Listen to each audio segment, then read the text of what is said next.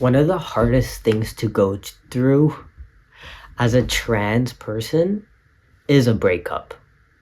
You feel like you've lost the one, you feel like no one will ever love you the same, and you feel like it's one in a million gazillion that you find someone that actually loves you for you and doesn't just want to replace you with a cis person. And like you've created this idealistic image of them in your head, thinking that does not and will not exist in another person in the future. And I understand that feeling can be so depressing and so sad, and make you feel like you're not good enough and you're not worthy, and that you lost your one opportunity, like it was your end all be all to be with this person that actually accepts you for who you are. But I am here today to tell you that, as hard as it may seem and as unbelievable as it may be, it's not true. Back in 2020, I went through my first official breakup with a cis woman, and that was really, really, really hard for me to go through, because I really, really felt like, because she saw me as who I am, she never made me feel like I'm not a man, or belittle me in any way, or made me feel more dysphoric. I felt like, wow, how am I ever supposed to find another person to, have this, position in my life, and be this person that is able to see me for who I am and actually love me for who I genuinely am, like accepting everything that comes along with me, the baggage, the whatever else comes with me, in addition to the fact that I'm trans, in addition to that, and sees it as, just an added trait to everything else that I have to offer.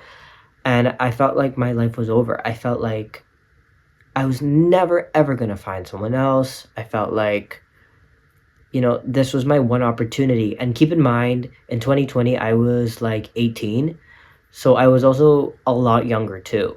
And my lens was like this narrow, because I thought that, yeah, even though there's so many people in this world, there's only this many people that will actually love me for who I actually am. But the thing about that is, it's not true.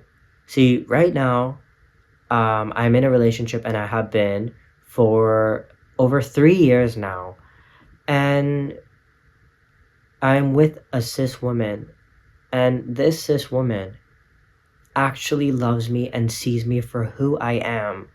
And it's so important to remember that there's so many people in the community as well that that may be cisgender and actually still love you for who you are, because they also happen to be part of the community as well.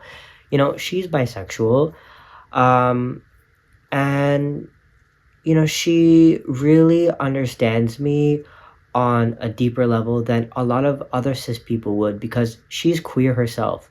She understands that I have days where, I'm not feeling as manly, and she validates me, and she makes me feel like I actually, you know, have everything to offer, and much more than, this other, average Joe cis guy over here, that I'm like, shoot, like, I'm not as good as him. Like, you're gonna love a cis man over me, and you're gonna, replace me with, who I think you're gonna fall for, because he has something that I don't.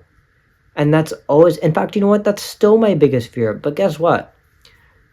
9 times out of 10, if you have a really loving partner that you're with, and you're questioning that, you really have to assess whether, it's actually them making you feel that way, or whether you're just projecting your own insecurities because you feel like you're not good enough. But I'm not trying to go off topic here. The whole point that I'm trying to make here is that, as hard and as debilitating as breakups can feel as a transgender person, that feeling does not last. It's not forever. And there's so many dang people that you will meet.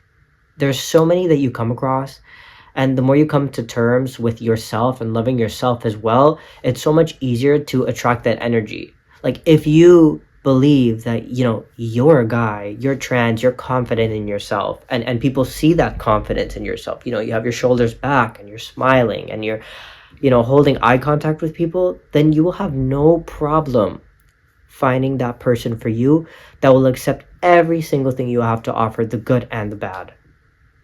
That's all I have to say for you guys today. That's all I got for you guys today. But it's just been something that's on my mind because, you know, dealing with breakups as a trans person is so debilitating. But also just knowing that you're not alone and that you really do have allies that have your back and that know what you're going through and that have literally been there, done that. It's just good to know. But that's all I got for you guys today. If you want to see a certain type of content, let me know. Drop a comment below, drop a question, and I'll catch you guys in the next one.